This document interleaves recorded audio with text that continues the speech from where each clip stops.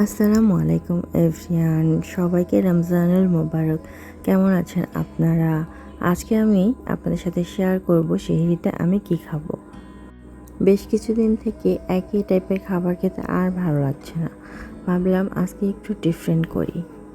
এখানে আমি নিয়ে নিয়েছি টমেটো কুচি, পেঁয়াজ কুচি, কাঁচামরিচ কুচি, সামান্য একটু হলুদের গুঁড়ো, মরিচের গুঁড়ো, লবণ এবং সয়াবিন তেল। এখানে আমি সামান্য পরিমাণে একটু রসুন বাটা দিয়েছিলাম, যেটা স্কিপ হয়ে গেছে। দেন লবণ দিয়ে আমি ভালোভাবে এটা মাখিয়ে নিব, বেশি কিছুক্ষণ ধরে মাখিয়ে নিব। এটা আমি মাছের সাথে মাখাইনি, কারণ মাছের সাথে মাখাইলে মাছগুলো একদম নরম হয়ে যেত, যার কারণে আগে আমি এটা ভালোভাবে মাখিয়ে নিলাম। ছোটো মাছের চচ্চড়িতে আপনি মশলাটা যত বেশি মেখে নেবেন, টেস্ট ততই বেশি হবে।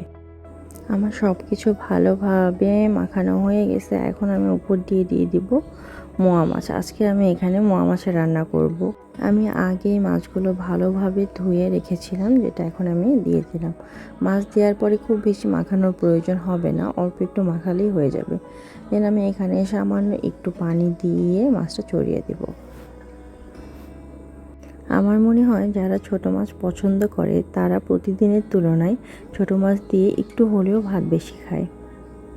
আমিও তার ব্যতিক্রম না। তো আমি একটুখানি মশলার পানিটাই ছিল, ওই পানিটা দিয়ে দিলাম এবং চুলোতে বসিয়ে দিলাম।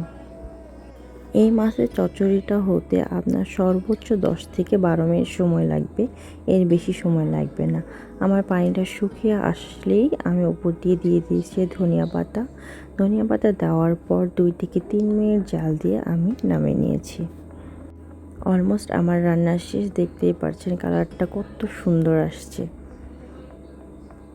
আমার তো খাওয়ার আগেই জিভে জল চলে আসছে। আপনারা কে কে ছোটো মাছ পছন্দ করেন অবশ্যই কমেন্ট বক্সে জানাবেন।